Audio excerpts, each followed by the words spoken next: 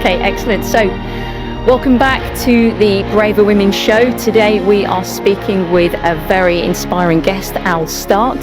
Al has been a visible and celebrated figure in the lesbian community, performing on stages across the UK for years before shifting her focus to children's music with her company, Go Kid Music. And Al's journey has always been about embracing authenticity, and she is a wonderful example of what it means to live with more passion, purpose, and pride. Now, recently, Al took her journey to new heights by performing with Ravi's Dream Team on the popular TV talent show Britain's Got Talent in front of millions. And she used the Braver Women's Journal for LGBTQ plus women, which I designed and published this year to navigate her journey. Thank you, Al. And this has really helped you to prepare mentally, physically, and emotionally to step into the spotlight this year. So today we're going to hear how Al worked with that journal to build her confidence, confront some fears, and show up braver than ever. So let's welcome Al Start to the show. Al, thank you for joining us. Hello, hi, thanks for having me. You're welcome. It's so good to have you here. So, Al, you've been a really powerful voice as a lesbian artist for many years. Can you tell us a bit about your journey in music and how your identity has shaped your work? Well, I started out, I think when I first moved down to Brighton as a young 18-year-old heading to then Brighton Polytechnic, now Brighton Uni, I discovered there were other gay people in the world, which was a revelation to me.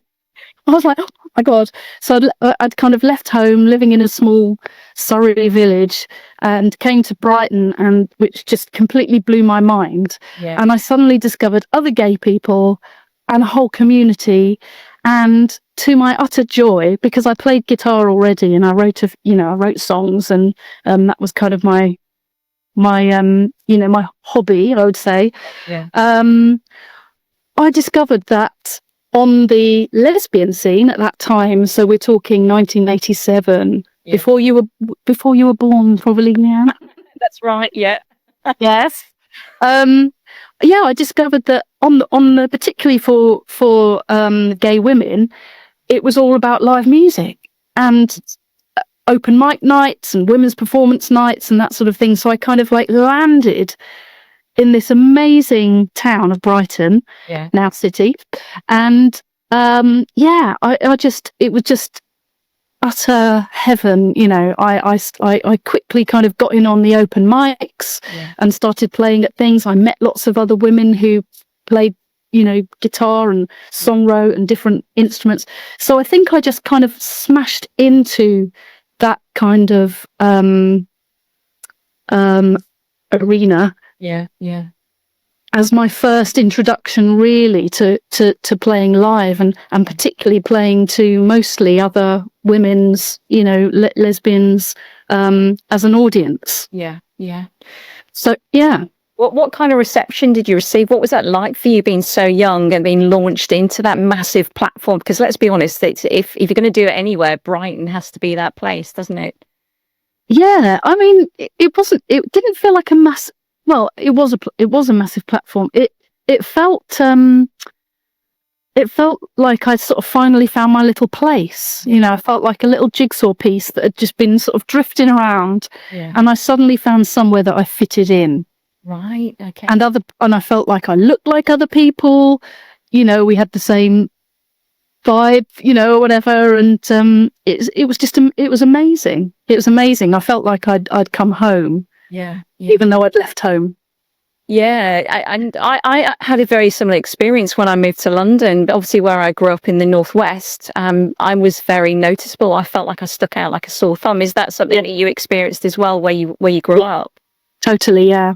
Yeah, and that must have been quite difficult for you, I imagine. Yeah. I mean, unfortunately, my family wasn't accepting of me being gay, so I came. I'd sort of grown up in this environment of very shaming and religious and non-accepting, and I just thought, oh God, I'm just absolutely doomed to a life of misery and singledom, and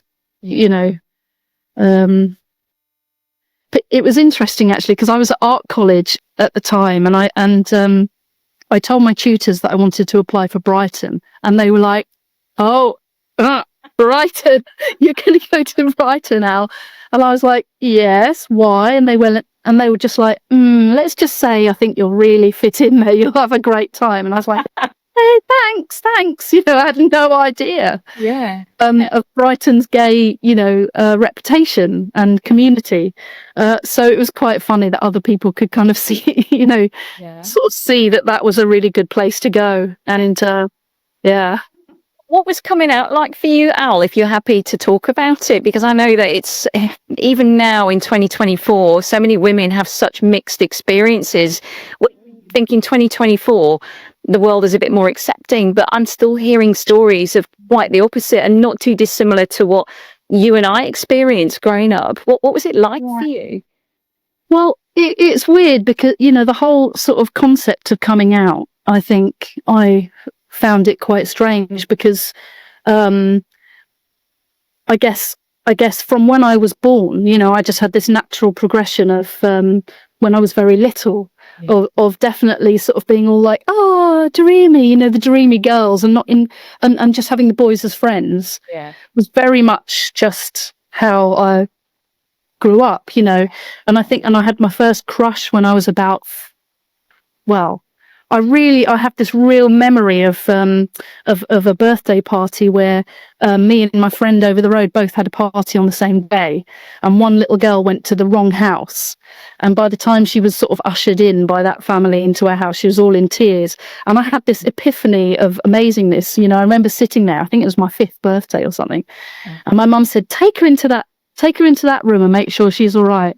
And she wore this beautiful dress, and she was all crying, and and I was just like, oh my God. And it was like a sort of, I was just like, oh my God, I don't know, there was something in that moment that I've remembered all my life of, like, I don't know, just this amazing experience. And then I had a massive crush on Sarah Jones when I was 7.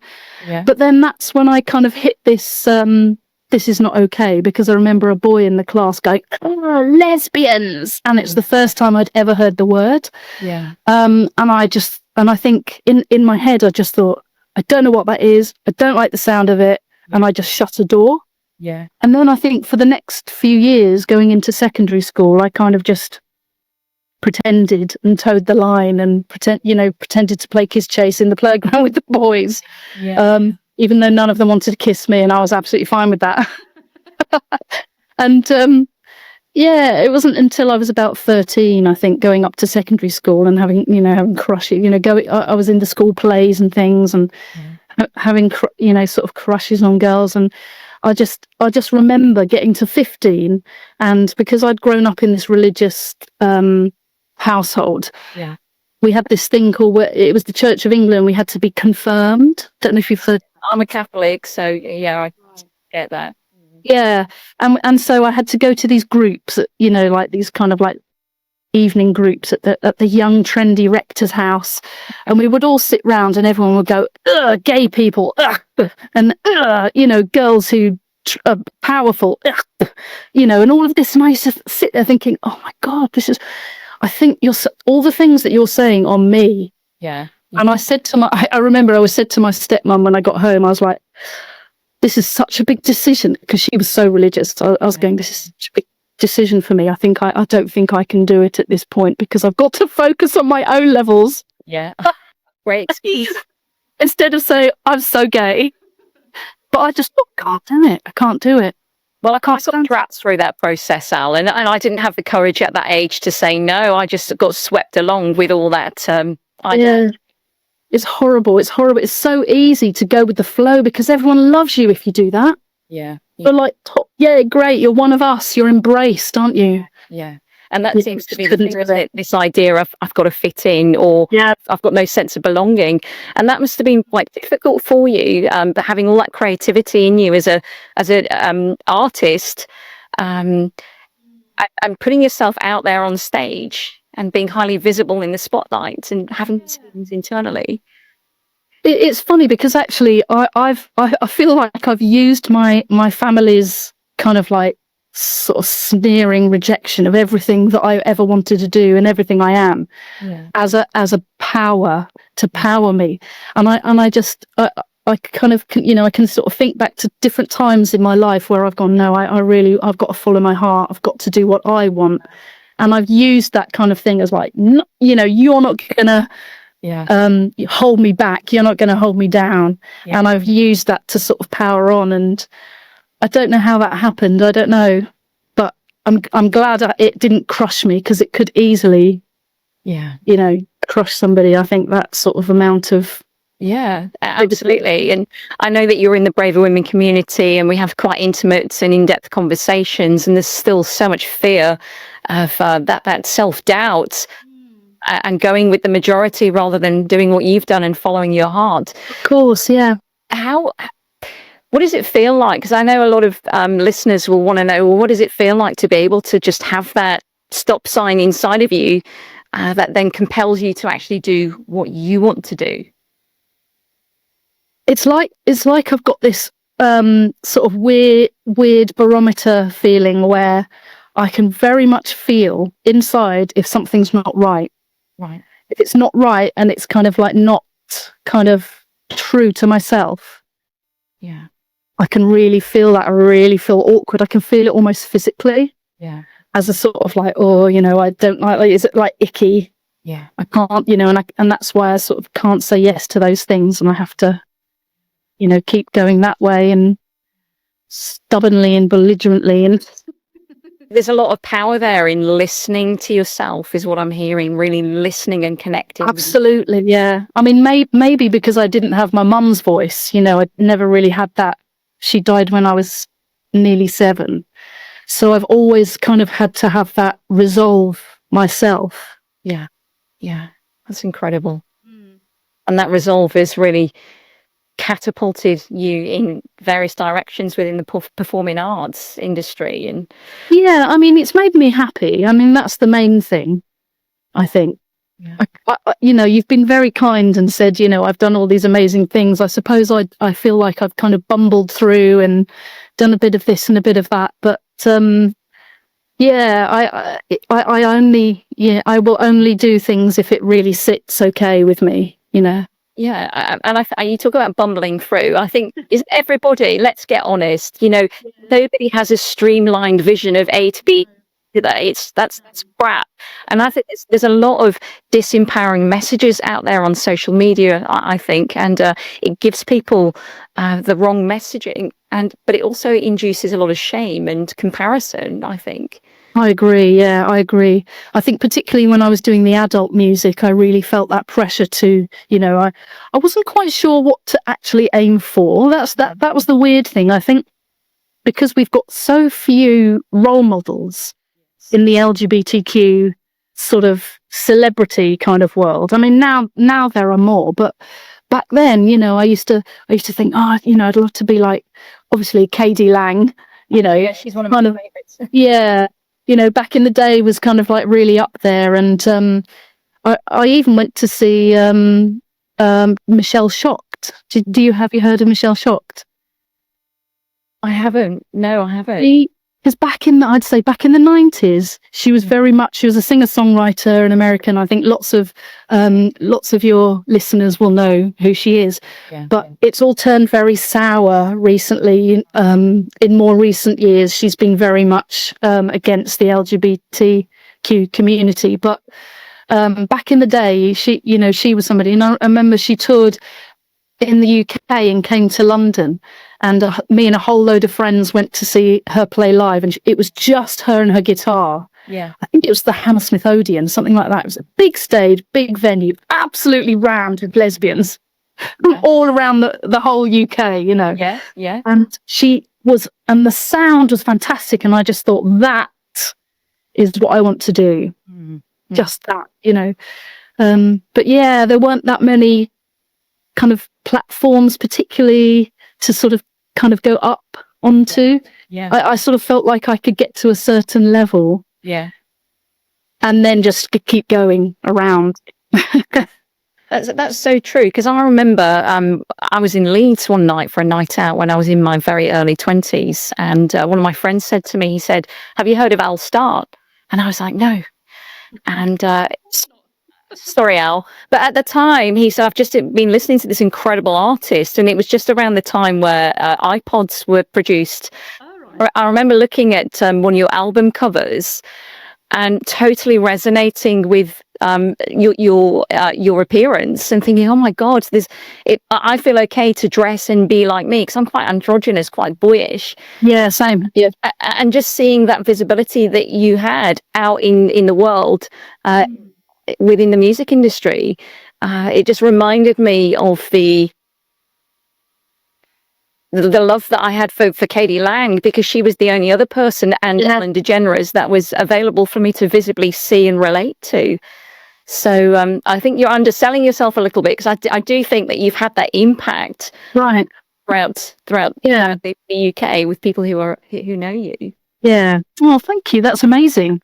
I really feel that, I feel that visibility is the key. Yeah. And I think the more that we are out there and whatever your job is and your career and your role, and if you feel androgynous, wear androgynous clothes. Don't feel like you've got to wear a two-piece skirt and whatever to work. Don't bloody do it. Yeah. I say, it was awful enough for me back in the day, with school uniform. I don't know how you it was an absolute killer. Wearing that skirt, at second or in tights and little tiny shoes, and like, oh my God, it was just painful. I mean, I used to cycle home with. I had the most ridiculously, it was like I took in my skirt, it was like a pencil skirt that I took in even more on the sewing machine. I used to roll it up and make it short, still like the girls do, and I used to ride home on my bike like that. Oh God, with our legs together, oh my God. And I'd literally throw it off and get my jeans on and my clothes, and be like, oh, thank God I can be myself again. I think clothes are so important, aren't they? Oh my God, they so are. And I'm a twin, so I grew up, there was me and my twin sister Rachel, and of course my mum, being the typical Irish Catholic, thought it was great to dress us in dresses and pigtails, and there's your twins. So my sense of identity growing up was very much, I knew what I wanted. I wanted to dress like my dad, but actually, I was being shoehorned into this society, this expectation that started at home. And then when you're not receiving messages as a kid that it's okay to dress how you want to dress and how you feel, that's just so shame inducing. As you go through your life, you feel like a sore thumb, like there's something wrong with you. Yeah, it's horrible, isn't it? It's horrible. You feel physically like it's so wrong. Yeah, I mean, I grew up in the 70s, and it was very much like, boys do this, girls do that. Boys get all the stuff, girls don't. And I used to pretend to be a boy all the time. I spent my first kind of, I don't know, from when I was about probably 4 or 5 until I was like probably 11 and couldn't really get away with it anymore, totally pretending to be a boy, because my name was Alison, but everybody in my family called me Al. So I knew that was okay. So I used to say to people, they used to go, "What's Al short for?" And I'd make sure my family went around. I'd go, "Alan." They're like, "Okay, mate, come and play football." I was like, "Yeah." Yeah, and that's the thing. I still think there's a lot of that within the world. These binary forms of how we're supposed to be. I just wish that there was just a lot more out there within the media and TV and music that encouraged more individuality rather than. Yeah, because I don't know about you, but I find it still. Yeah. Even at nearly 56 years old, I find it absolutely thrilling when I see somebody reading the news or presenting a program or playing music or whatever, who looks slightly androgynous with a short haircut or anything. I'm absolutely thrilled. It's like a thrill, isn't it? Yeah. It still feels quite rare. But it is, and I think I spoke to you when we've had a chat before. One thing that I noticed, and I can't get my head around why this is, that there's not many women who are boyish that I see within LGBT communities. Even the England football team, there's a lot of queer women on the team, and to be this nobody looks like me. No, I know. It's funny, isn't it? Yeah. I think it's so sad. And I must say, I've looked back at, I absolutely love looking into history as a songwriter. And I love writing about things that have happened and stories and interesting things. And I sort of look back at famous people, even men as well, and find out that they were gay or the women were lesbians. I'm like, oh my God, there should be a thing that says that. Yeah. Because it would be incredible. There's so many people through history who are so famous and have done so many amazing things who are totally, obviously, because of the times, closeted. But, it just would be so empowering, wouldn't it? I know, and one of the things that I'm looking to do with Braver Women is to amplify women's voices. These podcasts are not about me. Yes, they showcase the work that I do, but ultimately, most podcasts these days have people on who are very famous and, but what I want to do is have that visibility and amplify women's voices. I think it's so important. There's not enough out there, is there? It's fantastic. And when I first, came across your work, I mean, I must have seen it on Facebook, I assume. I must have come across it like that. And I was like, what? This is amazing. I was like, oh my God, I've got to get that. Buy instantly. It was just, it's so that, your whole platform and your ethos and everything is so valuable. I mean, you think you're just doing your thing. You think you're bumbling along, I'm sure, but you're changing the world, and well, I think it's a collective effort as a community, really, and everyone's got to have the buy-in that we are going to. One of the things that I said when I started Braver Women, this is when I had a notepad out and I was sat here at this desk, and I knew I wanted to do something with queer women, and I wrote down, I want to create an army of braver women. This is even before I went to a branding expert and asked her what we were going to call the business. So, and I say to a lot of my listeners and clients that it doesn't matter where you are in the world, we are connected by our difference, and our difference is our strength. And the more you link arms together, it doesn't matter where you are, and just have that platform and that voice, then, I know that I'm growing Braver Women at the moment, but the more people that get on board and really see what the message and the vision is about, absolutely, hopefully, it's gonna really help. Which is why someone like yourself, it's what an honor to have you buy into it and actually use some of the materials that I've produced. And we're going to come on to that Let's come to it. Let's do it. So, talk to us about how you came to. So we'll start with Ravi's dream team. So, but before we do that, just tell us a little bit, Al, about your path from singer-songwriter on stage performing to moving into founding Go Kid Music. What inspired that transition? Yeah, I absolutely did not ever want to sing with children. I'm just putting that out there. And I used to work with children. So my first kind of holiday job when I came to Brighton, well, my first holiday, summer holiday job was washing up in a hotel basement for the whole summer. And everybody kind of came back in year 2 on my course, and they were all like tanned and gorgeous. And I just was like pale and, dishpan hands. And I just thought, right, I'm not doing that again. So the next year I got a job working in the local authorities, so Brighton and Hove Council play service. And because I saw a poster saying, do you like kids? I was like, what? Do you like art? Do you like having fun? And I was like, this is great. And I ended up, when I was 21 years old, driving the play bus, a great big double-decker bus around Brighton and Hove, and doing after-school clubs and things like that. And at that time in the 90s, there was a lot of funding in working with children, and they sent us on lots of training. And one of the trainings I went on was assertiveness training, right? Which was really interesting. It's really interesting in like how to say no assertively and how to, and so I think that really, alongside alongside me, in the evenings playing my music and then doing that in the day, I felt like I really grew as a person. But at the time, when I was 21, I got bloody cancer.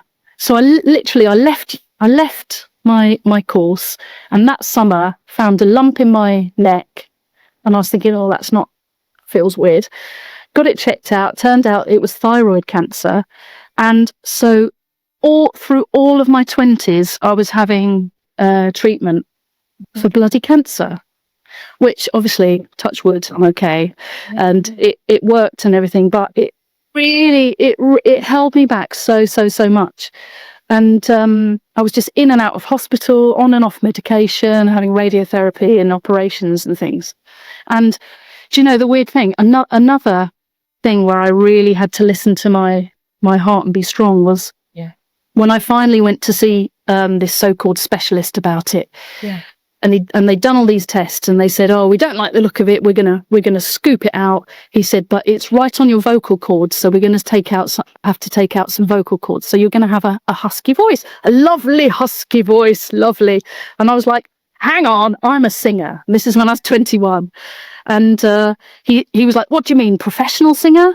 And I was like, "Yes," because I was doing a bit of stuff in the pubs in the evenings, and getting paid. Paid means professional, right? So I was like, yes, semi-professional, hoping to become. And he was like, well, you won't be able to sue me.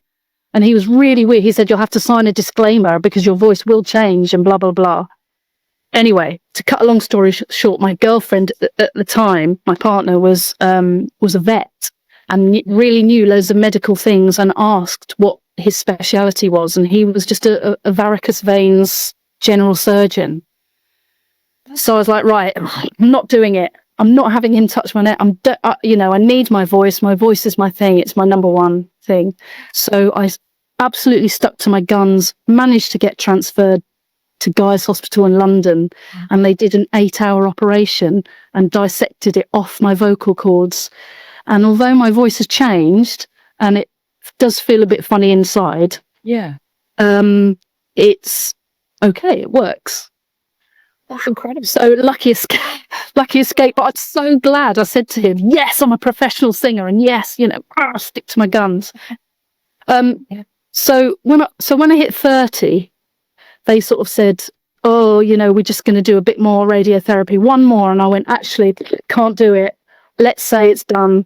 Yeah. I feel fine. I'm going to, let's, I'll sign a thing and say it's my decision. And so that's when I thought, right, been held back all these years, done bits and this, bits of that, what do I want to do with my life? And I was like, it's a no-brainer. My number one thing is music. So I made an album with my sister, who's also a singer, and it just went from there. And I just prioritized it. I actually sold. I was doing some art and things. I had a studio, got rid of it, I sold all my stuff. I was like, right, I'm going to do this. And that's when I really kind of went for the whole thing, and I, making albums and doing the thing. And I went to Brighton Institute of Modern Music in 2003, and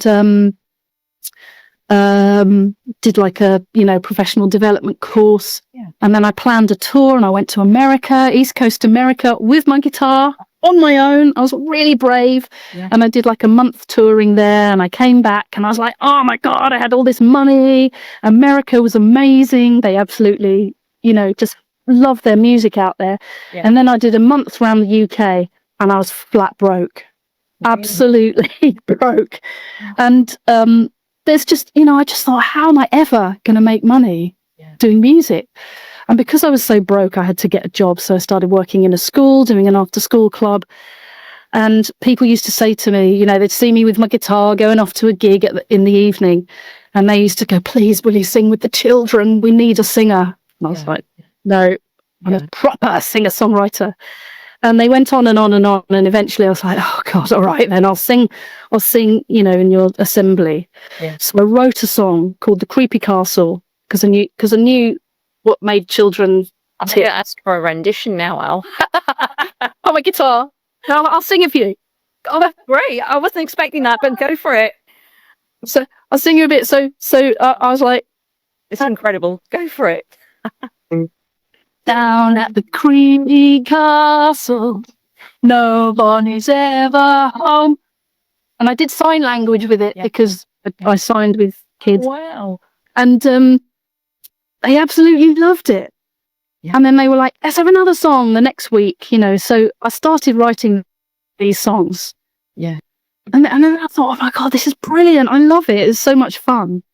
And by the end of that term, by Christmas, I had enough songs to make a little album. I'd written enough songs because they were like, I want an album. For that, by the way, that's incredible, Al. 1 second. But yeah, so that's how I sort of got into doing children's music. And so I recorded it, and I had a little acoustic band at the time, and I got them all to play their instruments on it. And I thought, if I make children's music, I'm going to do it exactly the same standard that I would do an adult album. Yeah. Live music, proper musicians, it's got to be really good, musically great, got to sound great to the adults who play it. And it just took off. And the irritating thing was that I then, I then thought, oh, I'll do a gig, see who comes. Sold out. The venue, the Comedia rang me up and said, we've totally sold out. Do you want to do a second show on the same day? Wow. I was like, you can't be, we can't have sold out. I haven't properly even told everyone. And they were like, no, it's totally sold out. I sold out 3 shows on one day at the Comedia. Wow. And I was like, okay, this is interesting. Because I used to be begging people to come to my grown-up shows, to try and fill up the thing, because there's so much going on in Brighton. Yeah. And it just took off. What do you think the appetite was for it to take off? Al, what do you think? I think there's not very many, particularly at the time. I mean, when was that? Maybe 15 years ago, maybe something like that. There didn't seem to be very much music that had that ethos for kids, where it's like a properly written song. It's well played. I've got a whole live band. Yeah. It's a really good thing, but signing, and it's all about things that kids love. Yeah. But it's not patronizing, and the adults loved it too. So totally inclusive for kids of all ages and all levels. Yeah, primary age kids. So it was sort of 4 to 10-year-olds. Yeah, it's incredible. And so there's a lot of my clients, and there's a lot of my followers that have kids. So how can people reach you? I'm going to give you a plug here. Thank you. Well, all of my music's on Spotify and iTunes, and all of those music. Apple Music, all of those platforms. So you can just look up Al Start on those. You can check out my website, gokidmusic.com. And I mean, I just think everything I do, I try to be really inclusive. I try and be, I wrote a show. I think the first show I wrote was like a pirate show, and it was me and a friend, Nicola, and we were both these pirates, and it was great. We could dress up as pirates and be like crazy, and then we did like a really spooky show, like a Gory the Horrid show, and we were all these monsters. And then I wrote like a version of the Three Little Pigs, but the pigs were girls. Because I've just really noticed that all the characters and all the, as we grow up, everything we read is a he. This little pig did this and he did, and it's like, so I really try and put in there strong female characters. I write as many songs as possible about women, and, I keep it open. Every day I'm asked if I'm a boy or a girl at school. They're like, they can't quite, they're not quite sure. Yeah. How do I educate the kids that there's not always that binary term, is there? Yeah. They're like, you can't be a girl though. I'm like, I'm a girl with short hair. They're like, are you? Yeah. So I don't know. Hopefully, some of the students are growing up and going, there's somebody who I could identify. Challenging that conditioning, isn't it, that they're receiving at home, and hopefully educating the kids. Yeah. So many stories where kids go home and actually educate the parents because of sad fans that they've learned. Yeah.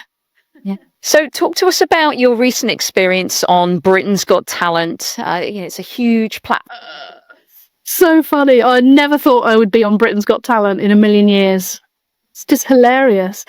So through teaching at school and then, because then I started doing music at school, and instead of just the sort of play work bit, instead of the after school clubs, I kind of focused on doing actual music and using the songs. So writing songs for topics, school topics. So then I'd be in school and teaching them all, signing each week, like in singing assembly.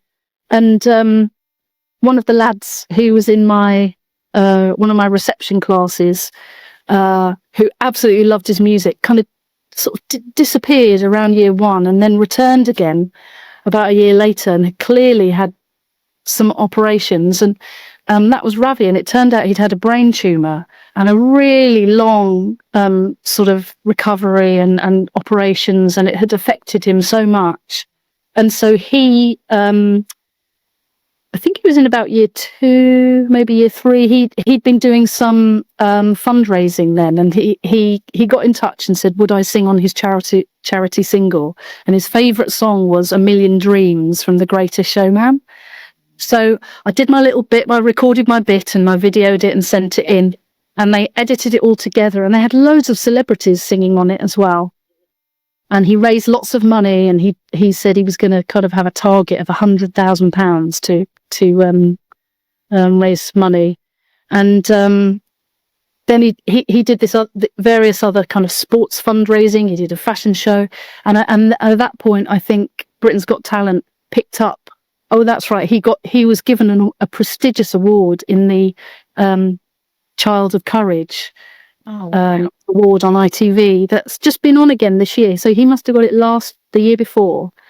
And he went along and he did a speech, and he was just great. He's just a really, he's so confident, and really genuinely comes from him. And I think Britain's Got Talent picked up on that.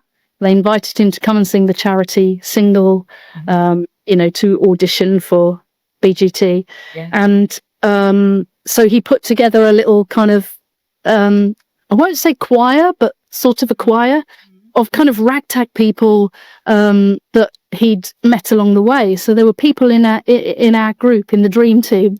His brain surgeon, his occupational therapist, there were nurses, doctors, other children in the brain tumour community who've also had the same treatment, and their families, a couple of friends from his class, his parents and grandparents. Because I'd done the singing, I kind of popped in and did the signing as well. And so we were a real kind of ragtag group of people. And yeah, we went along and we practiced our "A Million Dreams." Yeah, yeah. And I must give a shout out to the amazing MD, musical director, Anisa Chaudhry, who is another power lesbian out there doing her music, and she leads a lot of the LGBT choirs around Brighton as well, like the Rainbow Chorus. And she gave her time for free, and she whipped us into shape. So what was it like for you then when you got that invitation? Was there any fears or self-doubt that crept in? Totally, because Ravi's dad texted me and went, "So do you want to go on Britain's Got Talent?" And I was like, "No, what? What are you talking about?" I was like, "For real?" So he said, "Yeah, we're going to do this thing, and do you want to come and sing?" I mean, I've never sung, apart from when I was at school, I've never sung in a choir. I write my songs, I play with the guitar, I have a microphone, and singing in a choir without that thing in front of me to do with my hands, and is like totally out of my comfort zone. I think some people think if you're a singer or a musician, you can do any singing or musicianing, but you can't. You do your little thing and you hone it, and that's what you do, and that's your safe space. Well, I'm going to be honest with you, that was the natural assumption that I had, that if you're able to get up in front of an audience of thousands of people and perform, then that would be a transferable skill across all platforms. But not necessarily. No, you can really be a fish out of water. Wow. Okay. Yeah, there's so many different ways of singing, and I bet that lots of people listening, are in choirs. Yeah. Yeah. But yeah, that's not something I've done. So so it was amazing timing. This turned up. Ta-da! Yes. I need to.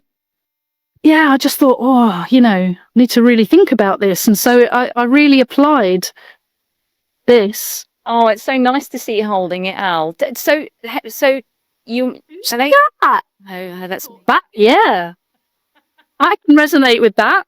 This is good. so. How did you come across it? I think we follow each other on social media. I think I put some adverts out before it was launched. Yeah. I think it was on Facebook. Yeah. Yeah. I'm not. I do look at Instagram a bit. I have to for work for worky things, but yeah, I think I came across it on Facebook and looked more into it, and the fact that you've got this book coming out and you were just launching it, and it was like a tool. Yes. And I've got to confess, I'm not really a sort of a tool user. You said to me, didn't you? You said to me, and you said, Leanne, this isn't really my bag. I don't think I'm going to need it, but I'm going to support you. So excellent, thank you.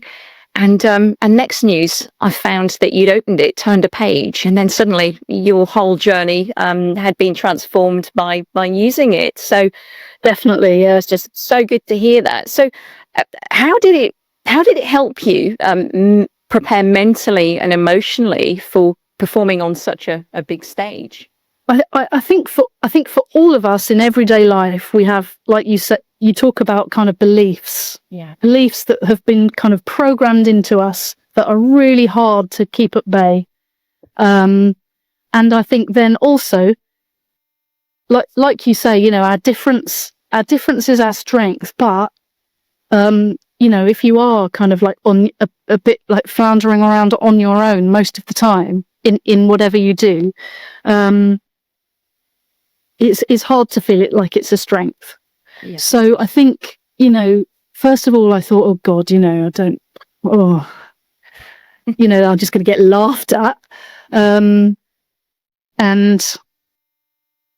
can I sing in a choir? Oh, it's not my thing. I felt really like, I had that feeling, I could say no. I'm probably too old to do this. And I thought, I've been asked to do it and it's a charity thing. So, stop it. But those voices, in your head. What would they say? What were your voices, Al? My voices are, you're too old, you're too gay, you don't look right. Everyone's going to say no to you. Not that it was particularly me going on the show on my own at all. Yeah. I mean, honestly, I don't think I'm brave enough to do that, to put myself out there in that way. Yeah. Particularly. But it's all those things. It's funny, all the thoughts that I used to be plagued by as a adult, as a singer-songwriter on the LGBT scene. Yeah. I used to have that all the time. Even I look back now, and when I was at BIM, when I was at Brighton Institute of Modern Music, I think I was 34. Yeah. 34 when I went there, and I was like one of the oldest people there. I was like the oldie. Yeah. And this guy came in to talk about people who they sign, and they said, we would never consider signing anyone over the age of 19. And you could feel half the room go, like, oh God. And I really took that to heart. I just thought, I was in this environment where everyone who was under 19 were like, yes. Yeah. And everyone else was like, no. Yeah. And it's really felt like that. So I've always felt too old. I felt like, God, that goddamn, that year that I was having all of that cancer treatment and I couldn't do anything I wanted to. Yeah. I was playing in a duo, and we were offered loads of opportunities to go on MTV. We're offered this, we're offered that. It was before the digital age. Yeah. You had to sort of go on things to be seen, and I had to say no to everything. Because of these ideas within your mind. No, because of my health at that point. that stopped me. And I felt like those 10 years had been taken away from me. And I always, after that, you know, when I was 30 and I was like, I'm going to do music. It's like 30. And now you're saying you're going to do music, you know? And so, and I think on the gay scene, I always felt like, oh, I'm not good looking. I'm not, you know, trendy. I'm not slim enough. I'm not, you know, all of those things. I had them all the time. And then when I started working with children, I didn't have that I didn't feel that pressure from my audience. They were much more accepting. I think you raise a really good point. And I know we've talked about this amongst ourselves before, that there's segments of the LGBTQ plus community that is predominantly geared up for young people. Yeah. And I think it's a subject that's not talked about enough is lesbian and queer women who when we go through the aging process, and we start to, you know, my hair is everything to me. Stuff like that. I know that I'm imagine when this happens. When you're happening. I am going grey, and bless. I felt a little bit. Oh my goodness! I need to get used to not being this Peter Pan anymore, and having these. I've always been quite proud of, and it's evolve into my being as an older lesbian. Yeah, good point. I think all of that came flooding back for me at that point, and so that's why this was so helpful, because I could just write it down. I wrote down, I'm too old now for music success. One of your beliefs. Yeah. I haven't got the right look. I'm too butch and androgynous. I put others are better than me. They're more talented musicians. And I've missed my chance with adult music now. Is sort of like a recent one that I've been like thinking about. You know, I've left it too long. Yeah. I'm out. I'm old, you know, old hat, you know, and I don't look right, and you know, all that stuff. It's just horrible, isn't it? And I can resonate with some of what you say, Al, and I know that there's going to be a lot of other women that listen to this will be nodding their heads along to this too. Thank you for sharing that. So the structure of the journal is based on this 6-step method, Braver. So we have beliefs. Yes. We have responses. Yeah. Respect your authentic self. Yeah. We've got the vision, the emotions with that vision, and then what you need to remember. So it's a mindset shift that's guided with an audio program. So just to start with, what did you find? Which prompts? Talk to me about how did you find it? How did you find it helpful? For me, your first, I mean, as part of this, if people haven't seen it, this is so good. You do the scanny thing. Yes. And then you can go straight through to your audio pieces. And for me, that was like a real aha moment. Literally your first one, I think it was on beliefs. Yeah. And it's funny, it's sort of, sometimes it feels like something you've always known, but it's kind of so far back you don't know you know it. Yeah. And it's almost, you know, it's that sort of situation is you don't know what you don't know. And if you don't know what you don't know it's holding you back. Yes. So it feels like, and so it felt like, it was like, oh, okay. So I need to really go back to those old beliefs, which, you know, I hadn't really had for a while. You know, I'd been able to kind of shift them out of the way a little bit. But there they were again, rearing their ugly head and saying I had an ugly head. But it was really good. That for me was a real key moment. And I think that's when I went, yes, I'm going to do it, and I'm going to use this to do it, and I'm going to go for it, and I'm going to audition, and we'll probably be laughed off the stage, and I'll just go with the flow, and, you know, that's what will be. Yeah. And I wrote it all down, and I really listened to everything you said, and I was like, yes, I've got to think about these things, and I'm going to really, and I think because of my age, of being older now, I am able more to not be so worried about what people think. Yeah. As much as I was back then. Mm-hmm.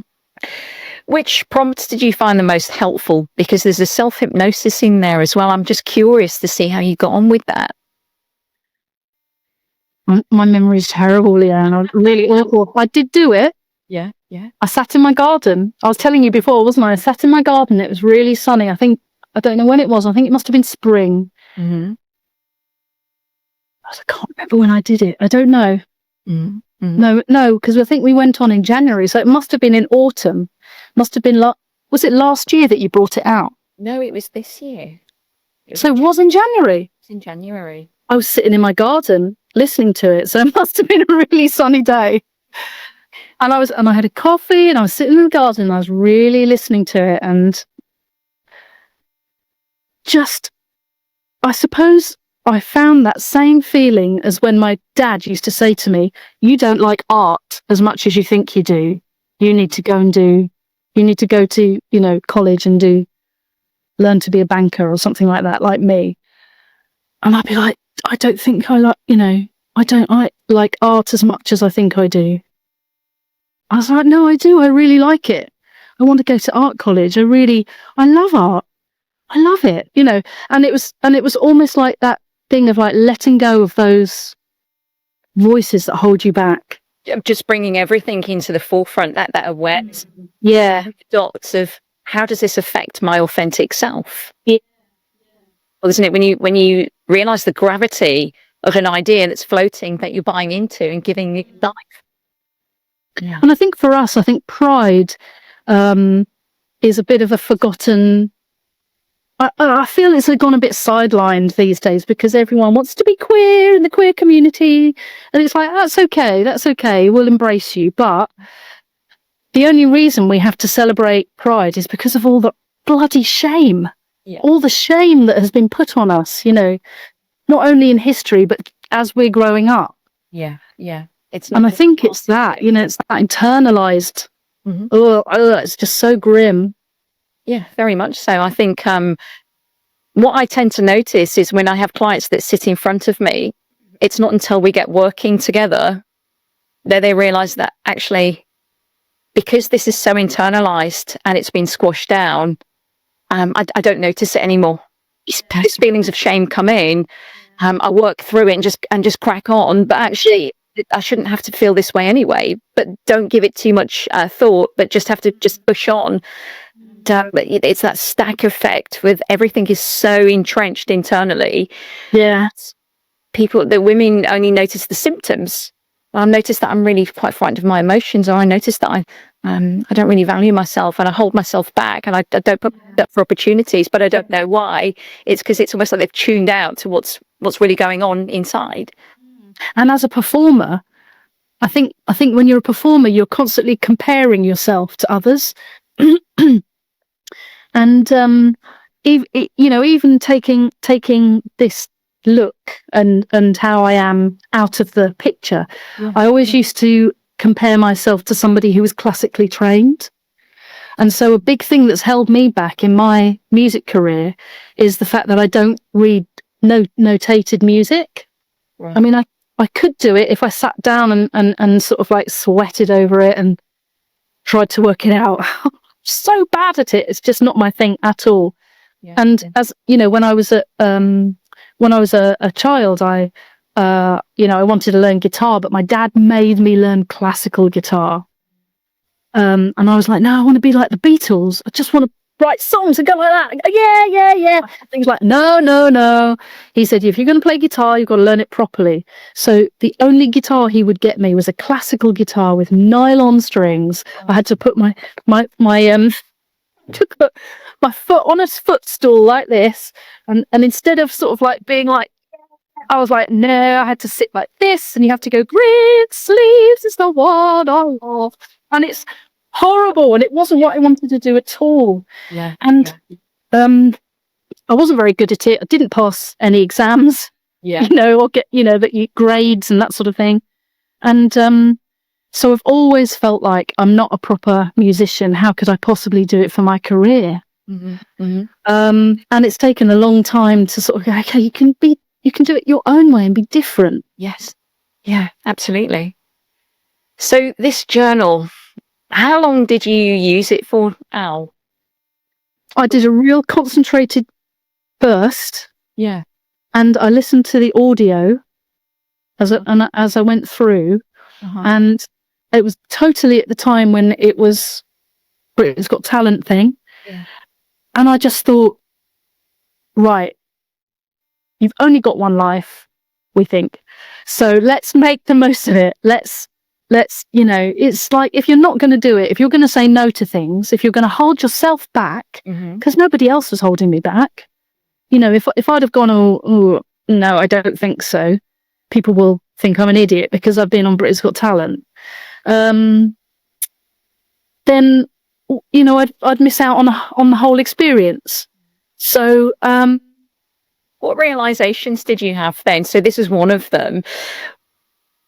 What would you say the most impactful part of the journal was for you to actually get to that point? Well, have a flick through.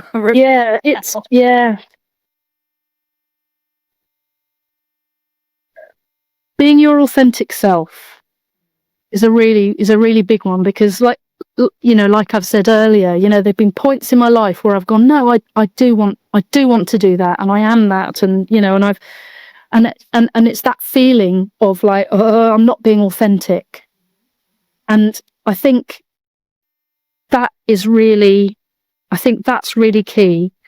And then the vision, being able to visualize. I really like, I'm not one for all the, hippie techniques and all of that stuff. It's like, no, it's not my thing, but I do like visualizing things. And I do often, when I'm doing a show, if I've got something coming up, I totally visualize it, and I think about all the things I want to say, and I imagine everyone going, it's just really fun, laughing at my jokes, and I do this and I do that, and I've actually always naturally done that. I'm a real daydreamer, and that is your subconscious mind, Al. Right. Well, not many people know that they talk about this subconscious mind like it's this inaccessible part of them that they have no control over.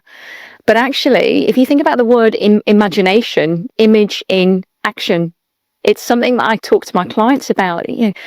There are people out there who have something called aphantasia, where they don't have the ability to visualize, but that doesn't take away from the ability to align themselves to something through their other senses.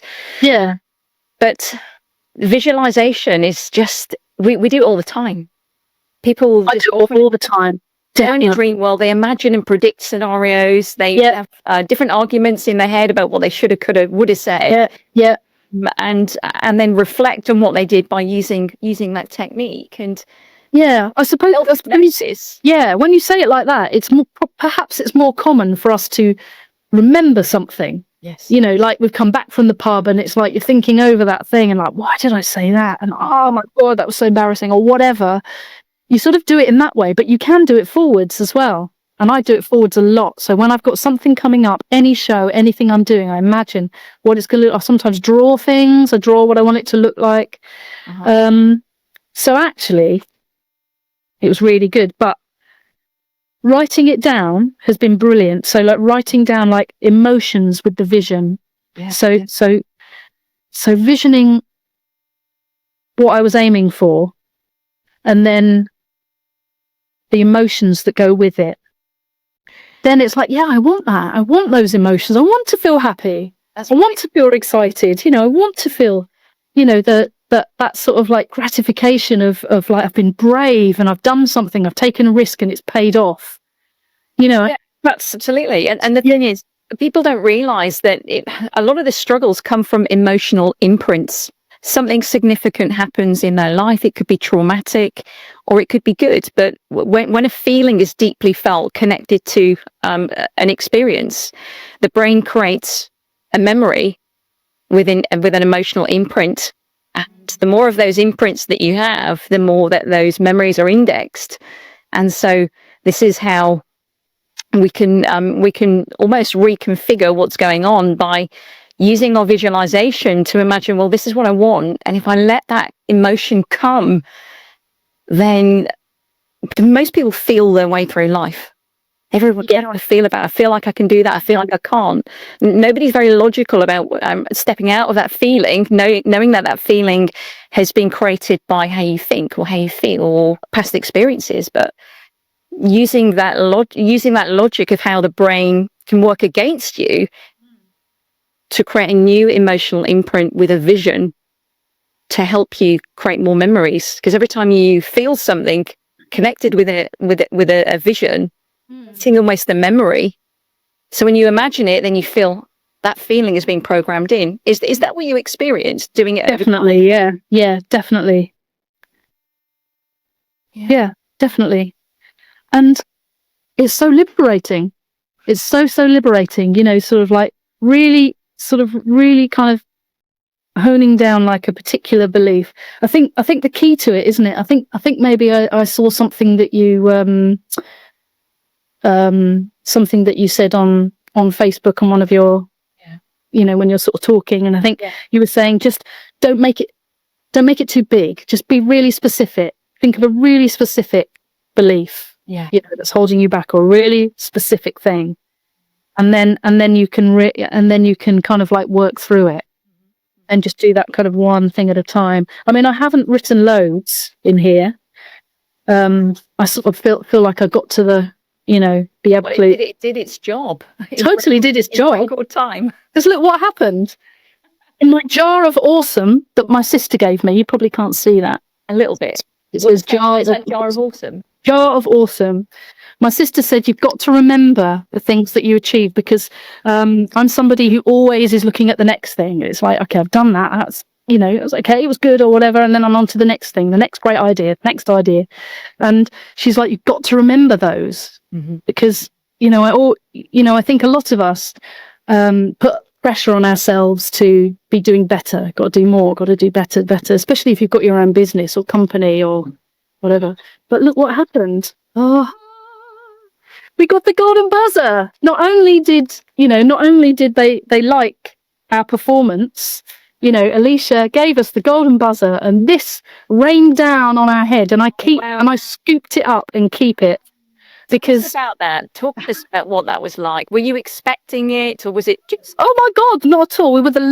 I think we were the last act of that sort of long kind of afternoon session, and they keep you out next door in a hotel in the back. Right. It's not like you're watching the show or anything like that. You don't get to see what's going on. You're kept in a little bubble. Yeah. I think we'd had a rehearsal of how we're going to walk on and where we're going to stand, and they worked out where they were going to put the microphones and things like that. And then we just had to wait and wait and wait and wait and wait. And so we we trooped in, and then they had to put lapel mics on some of the performers, and we had to stand in this corridor backstage, and it was really hot, and the poor kids, we were having to fan them and open the back doors, because they're, most of the children who are in the group, are having treatment for brain tumours, so they're quite delicate as well. And we were nervous, and everyone was a bit sweaty, and we kind of filed in. And I can't remember if that first one there was Ant and Dec. No, I don't think they were at the auditions. Oh. They were at the live semi when we went back. But we kind of we filed in. Oh no, we did. Yeah, we did see them. Yes, of course we did. And we went. The first time we'd gone past and gone in, and then the second time as we walked in, there's Ant and Dec standing there. Yeah. And I was like, Ant, Dec. And it's like, oh my God, it's really happening. Yeah. And so we sort of filed in, and there's literally right in front of you Simon Cowell, Alesha Dixon, Bruno, and I can't remember her name, really funny lady who does the thing with Alan Carr. I'm really sorry, I can't remember her name. And they're just literally sitting at a table in front of you, and they asked Ravi a few questions, and he was totally eloquent. Said what it was all about. And Simon Cowell's like, this is your moment. What's he like in real life? I'm being nosy now. He's tiny. Is he? Yeah. Well, he didn't look tiny there. Didn't look that tiny. But he came up on stage, and it's like, is everyone on TV tiny? Because Ant and Dec, it's like, give a high five. Oh, down there. They're tiny, both of them. Even though one's taller than the other, they're both pretty small. Yeah, yeah. Yeah, and then he came up on Simon Cowell came up on stage afterwards, and had a chat with everyone, and it's tiny. Wow. Like, wow, interesting. Is he very, because he comes across as very commanding and very Yeah, he is very commanding. Yeah. Mhm. Yeah, but we sung our hearts out, and then at the end, Anissa, our MD, sort of kind of did a thing to bow. I think, because there was a studio audience in there, and they just went crazy after we'd sung out. Like standing in front of all of them with cameras around you. It's a lot, and it was it was at the Apollo, so it was like this massive stage. It's like, I can now say I've sung at the, stood on the stage at the Apollo, and it's you see the audience out the front, and then there's another row, and then there's another row, and then like it goes up and up and up and up, and there's just people, and they get absolutely crazy for you, and so we were all kind of like, oh, starstruck, and I think we did a bow, and then as we sort of came back up, all this stuff was coming down, and which, I was thinking, oh my God, hardly anyone else in the choir actually watched Britain's Got Talent. I watch it every year with my family, and we always watch it, and we're like, yeah, Britain's Got Talent, love it. So I was like, oh my God, we got the golden buzzer. We can't, my brain was going, what? That realization, I've just got. It took a little while. And we were just all going, oh, you can see it on YouTube if you look it up. Look up Ravi's Dream Team, folks. But we're all going, what? And Alesha Dixon was crying her eyes out, crying and crying and crying, and they had to sort of like cut and mop her up. Oh wow! And then carry on filming because she was so moved by it and by Ravi's story, and just think, Al, it was amazing. On that, you could have missed out on it. I would. Oh, imagine if I was at home watching that on TV, and I could have been there and had that incredible experience. But you did. Let me see that. Thanks for the plug. Let me see the gold dust again. Let that be your. Just incredible. Amazing. Yeah, so we were like, right, get that in our pockets. I was thinking, right, I'm gonna. This is my reward. This is, I'm gonna remember this. I'm gonna keep that. Yeah. And when I got home, I wasn't gonna tell my partner or my daughter that we got the golden buzzer. And I thought, right, on the train going home, I was like, I'm not going to tell them. I'm not going to tell them. Was it not televised? Not live, not the auditions. We had to wait ages because I think we did it in January, and then we had to wait till like May or something like that, or April. Yeah. The end of April, it was shown, and we weren't allowed to say anything. We weren't allowed to put anything out on social media. Nothing. We just had to sit on our hands and not say anything. It's really hard. It's so hard. But you couldn't tell your partner? Well, they said you can, but I was like, okay, I'm not going to, but I did. I got home, and she'd been having jury service. So the same week I was like, oh, I'm on a high. She was like, oh, this is awful. This jury service is like, this is nasty stuff. So she was having a completely opposite experience, and I was having to sort of kind of rein it in a bit and be like, oh yes, that's really awful. So what happened? So I did tell her, and it took her a while to get her head around it, and she was like, oh my God. I said, don't tell our daughter. Let's not tell her. Mm-hmm. And so I didn't tell anybody else. And when we watched it, I invited my sisters over, and my niece and family, and we all sat there and watched it, and they were crying when the edit of it was fantastic, and I was like really choked up all the way through, and seeing yourself there makes it really real. It's like on the actual TV. Yes. And the whole golden stuff and the thing, and they play this amazing music, and it's really my family were just like, my sisters were going, what? I'm not surprised. And my daughter's got some additional needs, and it took her about 10 minutes to process what had happened, and she was just sitting there like frozen for quite a while, and I was thinking, oh, she's not very impressed, I was a bit disappointed, and then she was like, And I took, and I had this in my pockets. I had this like this, and when they did the golden buzzer thing, I threw it over everybody, and and she was absolutely beside herself.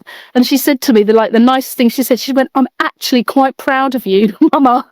Oh, is that what she said? She's 14, and she went, "I'm actually quite proud of you." That's kudos. That's good for anybody who's got teenagers, you know. Almighty. I mean, honestly, just listening to that, I could hear you talk about it all day. It's just that snapshot that you've given us is just incredible. And I think it goes back to the original point of when you hold yourself back, when you allow yourself to indulge in that daydreamy fear part of your brain, and if you listen to it, then you're not going to achieve remarkable things like. But I've kept on doing it. I've kept on, you know. I've sort of kept on that kind of like, right, don't lose sight of that feeling. Yes. Keep being yourself and keep, you know. And I do feel a shift now. Even when I'm working with children and I'm sort of standing up in front of a hall full of children, I do feel like I can just be myself now. Wow. And I don't know, just be more authentic. And it's really freeing. Mm-hmm. It's brilliant. Yeah. Just by allowing yourself to be braver. Yeah.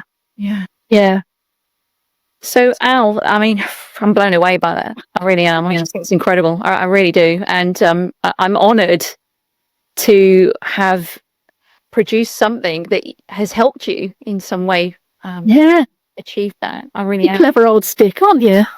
Thanks. So Al, after taking part in BGT, do you feel it's opened up, obviously apart from the authenticity and feeling that feeling of freedom, has it changed the way you envision Go Kid Music in the future with what you're going to do with the company and that direction? Or has it encouraged you to start to look for other things as well? It's been amazing working with the group of people and in the brain tumor community. It's opened up more of a for me, you know, I sort of feel like I want to do sort of more that helps people. Yeah.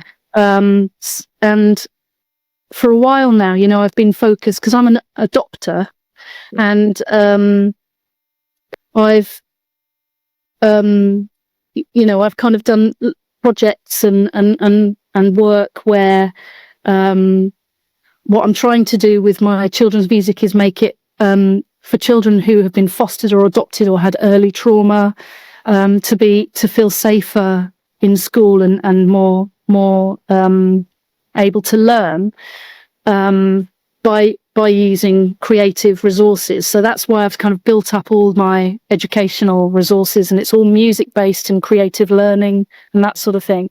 And I so enjoyed doing something where it's like it's raising money, is for a cause. Yeah. It kind of gives something more meaning. Yeah. So I think I suppose it's more rewarding and meaningful. I want to continue to do work that has meaning, and I suppose, if I sort of think about my age and how much longer I've got to be able to kind of really do things, I want to just embrace all opportunities now and almost leave a legacy, leave something that's worth something, and feel proud of what I've done, I think. Whereas perhaps before, when I was performing, it was a bit more selfish, possibly. Right. I don't know. I don't know. I suppose I just want to, when I write songs now and I want it to be, more meaningful or tell a story, or, music and songwriting and a song is such a powerful thing.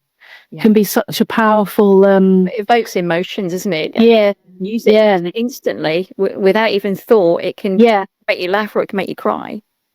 Absolutely, yeah. It can change an atmosphere in a room just by putting on a different song. You can really affect people. And I think I want to, I suppose I want to continue that. And the other thing that it's made me consider is my worth financially as well. And at the moment, I'm having to really stand up for myself because, you know, I had a commission where things kind of changed and whatever. And I'm having to stand up for myself in terms of, no, you still need to pay me because I've done this thing. And so it's made me more feel, in sign language, we say confident. You have to have a C. Do that again. So it's a C like this. And it's and your confident rises. So it's on your chest like this. More confident. Yeah. Incredible. Yeah. So it's feeling confident. And so it's you know, it's still a journey, but I think if I would love to go back to doing more performing to adult audiences as well. I really love that. And I you know, I'm really proud. We used to run the women's performance tent at Pride for about 10 years or so, and it was something I was so proud of, to have a platform for more women to be able to perform on. Good quality stage, massive sound system, fantastic stage, lights, you know, like proper, like the boys have, you know. And that's something I'm really passionate about as well, and I want to get back into that. And wow. Yeah, I don't know. Just that I feel more like I can do that now. Like you've got options. That's the thing, you know, integrated options and ideas without any limitation, which is, and even though that might feel scary, you can't be brave unless you feel scared. You have to do it scared. Yeah. And I must say, you do get used to that as a performer. You get used to the nerves of feeling nervous, but embracing that and not letting them hold you back. You know, it's all it is practice. And people say, how do you do it? How do you get up in front of all those people? It's like, well, you can't just get up in front of all those people. You have to build up, you have to practice, you have to do it a bit at a time, keep doing it. You have bad days. Sometimes it doesn't work. And I think it's the same in life, isn't it? It really to be your authentic self, you just got to keep doing it a little bit every day. And what an incredible message to finish on, really. That's just outstanding. And I always like to ask my guests to leave just a nugget of wisdom so that we can reflect on everything that you have brought into the world that you can use to help others. What would be the core message about bravery that you'd like to leave with our listeners, especially women in the braver women community, LGBTQ plus women in general? I think for me, I've always said I don't want to look back and have regrets and think I wish I did that. And it, you know, I look back on a time when I was performing a lot around the UK, and I was really self-conscious, and I really thought, oh, you know, I don't look right, and I don't feel right, and I'm not this, and I'm not that. And I look back now, and I think you were fine. You know, look at yourself. You know, at the time I was like, oh, I'm a bit pudgy and a bit this and a bit that. And I look back and I was like, God, I wish I looked like that now. You idiot. You know, and I think it's not really a nugget, but I just think like we only have one life. Let's really don't muck it up for yourself. Yeah. You know, don't let those fears, those, you know, bloody idiots saying you shouldn't be like this, you should be like that. Let them get on with their own stuff and just do your thing. And everyone will be jealous. Everyone will be like, how do you do it? You're so yourself. So I just think, it's really worth it. And just, don't waste time. Don't waste time. I love that, Al. Thank you so much. Honestly, this has been such a remarkable, I don't want to say interview. It's just been an insight into you, your life, and just feeling very incredibly humbled and honoured. Oh, thanks, Leanne. Likewise. Yeah. Thank you so much for sharing your story and for really just highlighting how effective that journal is and leaning in. It's leaning into bravery and authenticity. It's absolutely, incredible. Just one more glimpse of that golden buzzer ticket. And that's what can happen when you be braver. Absolutely. Amazing stuff. Al, thank you so much. Thanks for your help. I'll catch up with you soon.